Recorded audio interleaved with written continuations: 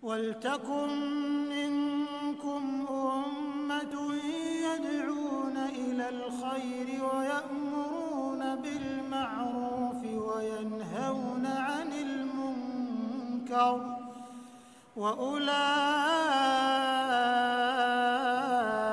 هُمُ الْمُفْلِحُونَ.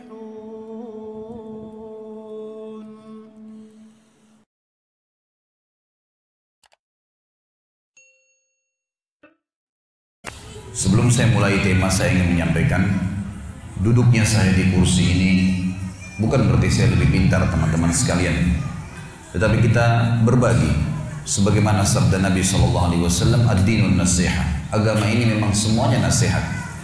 Memang kita harus selalu mengingatkan satu sama yang lain, tapi bukan berarti orang yang diingatkan tidak tahu. Mungkin dia tidak tahu, bisa saja memang dia tahu tapi dia lalai. Maka kita memang dianjurkan untuk saling mengingatkan.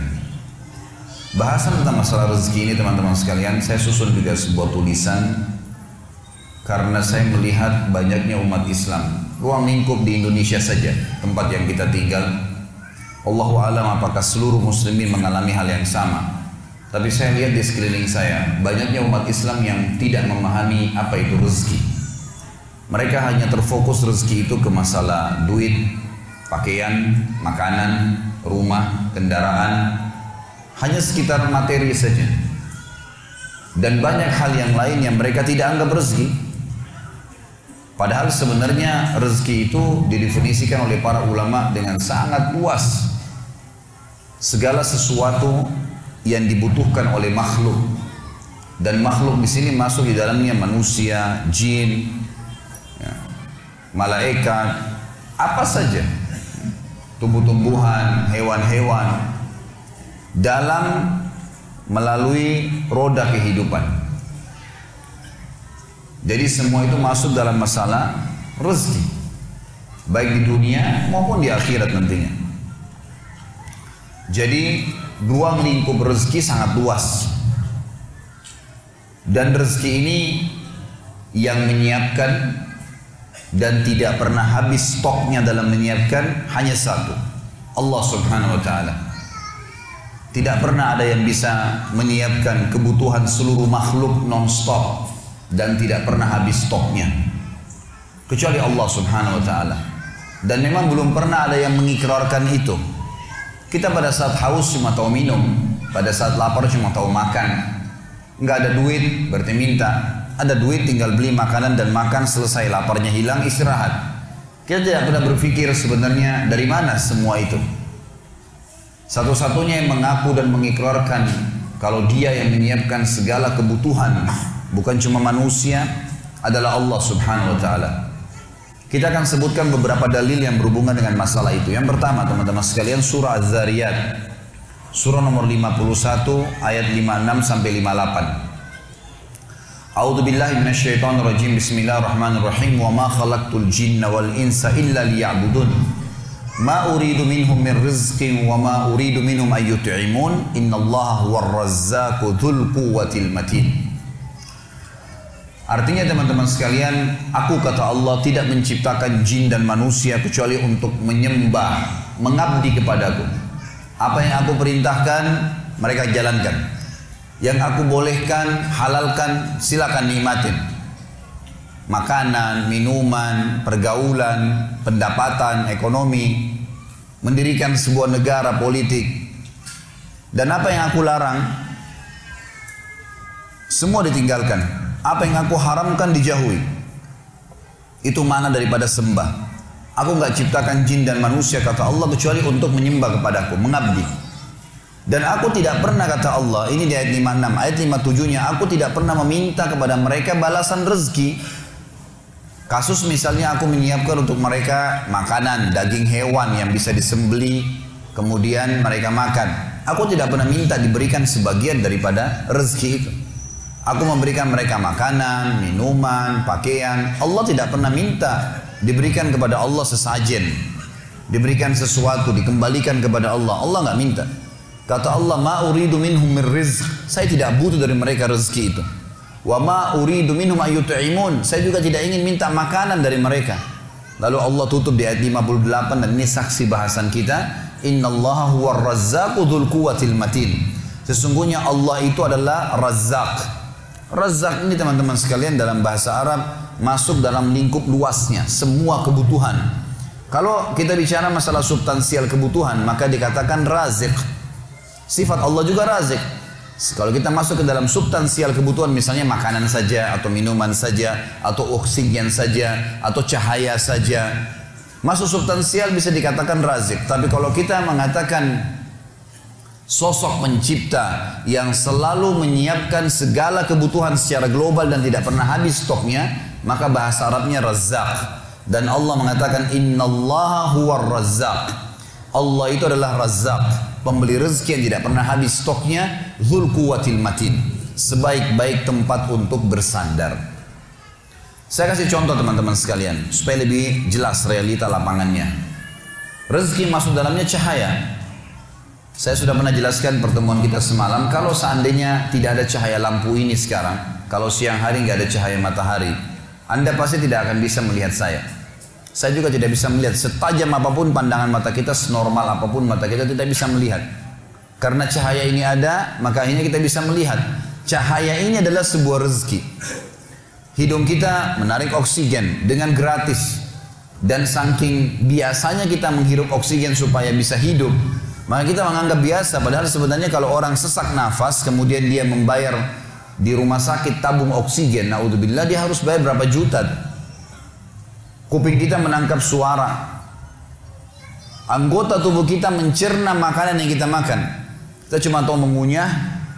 Sistem sudah diciptakan, gigi kita, lidah merasa, kemudian gigi kita menghancurkan, kemudian kita telan di tenggorokan kita. Lalu setelah ditelan kita sudah tidak pernah tahu lagi mau kemana tuh makanan. Diproses secara alami. Dari mana proses ini? Kemudian yang dibutuhkan oleh tubuh maka akan masuk, diambil oleh tubuh kita sebagai nutrisi, dan yang tidak dibutuhkan keluar dalam bentuk kotoran. Kita tidak pernah tahu air yang kita minum yang mana jadi darah kita dan yang mana dari air, jadi air seni kita. Kue yang kita makan, nasi yang kita makan, kita nggak pernah tahu yang mana jadi bagian anggota tubuh kita, yang mana jadi tinja kita. Ya. Maka di sini ada sebuah sistem ya, yang diciptakan, dan ini tidak bisa ada manusia siapapun yang mengatakan dia yang buat itu.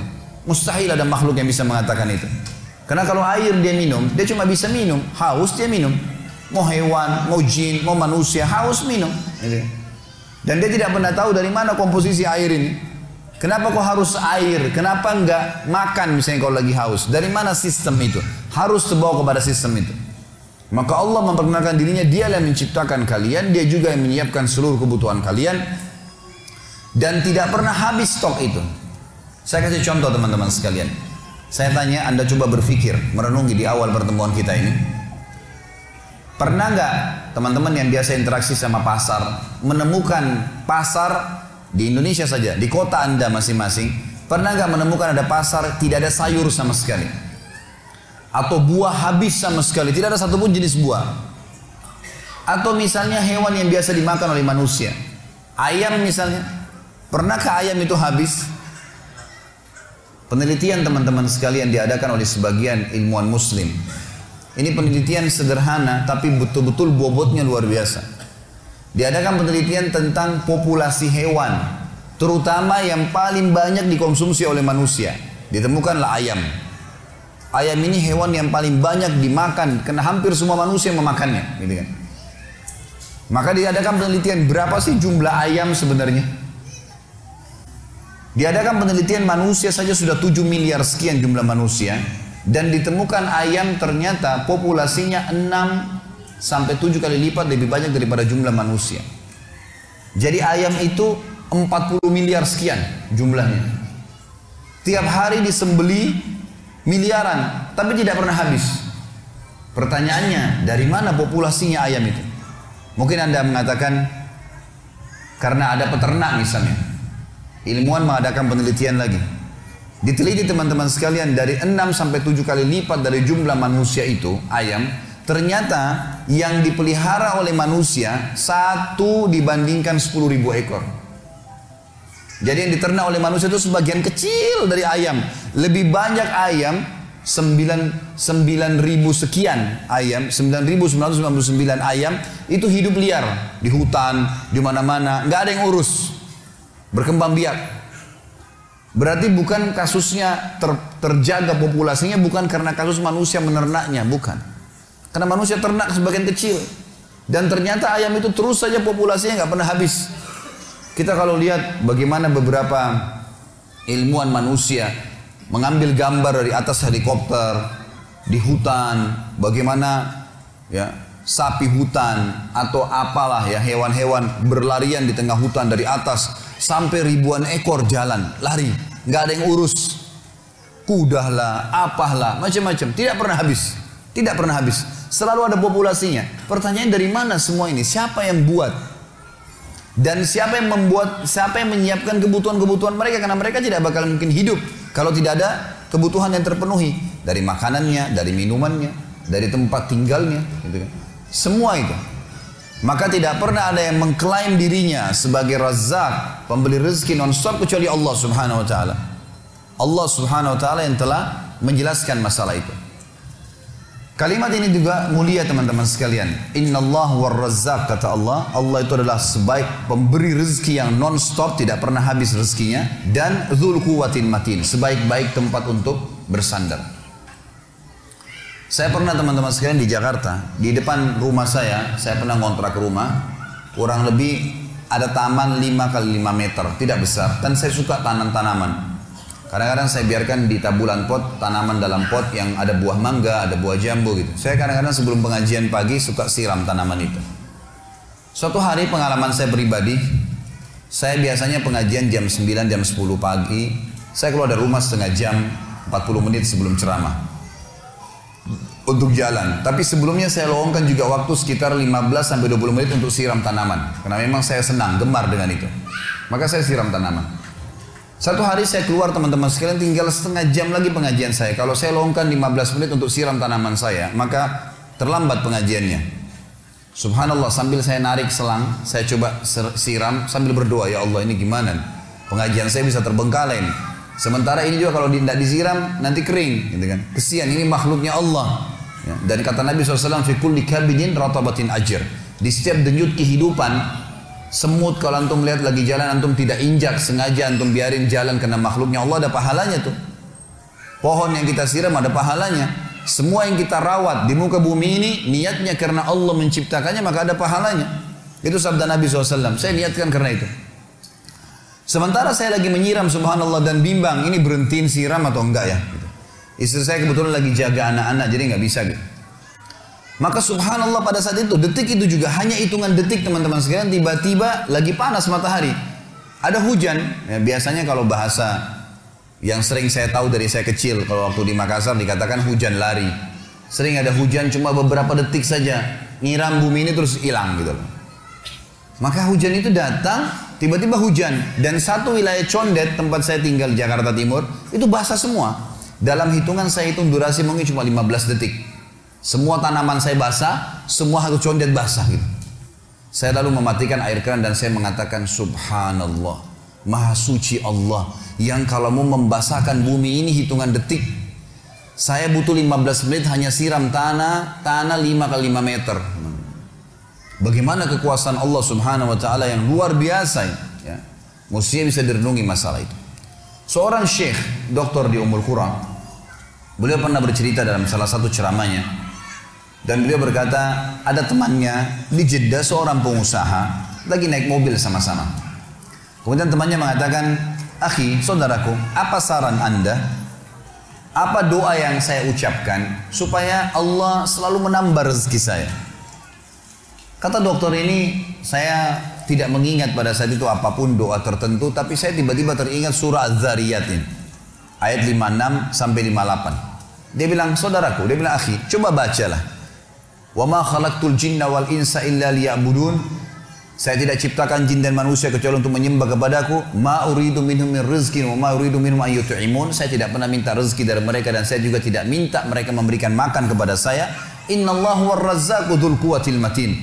Sesungguhnya Allah itu zat yang maha pemberi rezeki, tidak pernah habis stoknya dan sebaik-baik tempat bersandar. Coba kau baca dalam doamu, Ya Razzaq dzul quwwatil matin, wahai zat yang pemberi rezeki dan sebaik-baik tempat bersandar, urzuqni, berikan saya rezeki.